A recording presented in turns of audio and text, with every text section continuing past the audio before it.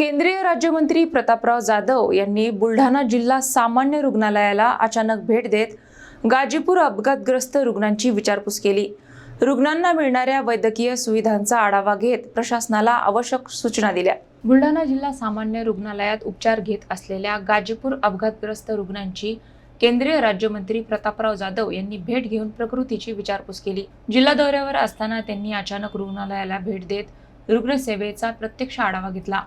मोताळा तालुक्यातील भाविक देवदर्शनासाठी जात असताना उत्तर प्रदेशातील गाजीपूर येथील नंदगज परिसरात 9 एप्रिल रोजी त्यांच्या वाहनाचा भीषण अपघात झाला होता। या अपघातात 2 महिलांचा मृत्यू झाला असून सुमारे 38 प्रवासी जखमी झाले होते। काही जखमींवर गाजीपूर येथे प्राथमिक उपचार करून सुट्टी देण्यात आली, तर काहींना पुढील उपचारासाठी बुलढाणा येथे आणण्यात आले आहे। रुग्णालयात दाखल असलेल्या निर्मलाबाई पाखरे आणि भगीरथी चौधरी यांची भेट घेऊन जाधव यांनी त्यांच्या प्रकृतीची चौकशी केली, तसेच रुग्णांना मिळणाऱ्या उपचारांविषयी माहिती घेतली। यावेळी जिल्हा शल्य चिकित्सक डॉक्टर दत्तात्रय बिराजदार, अतिरिक्त जिल्हा शल्य चिकित्सक डॉक्टर भागवत भुसारी यांची उपस्थिती होती।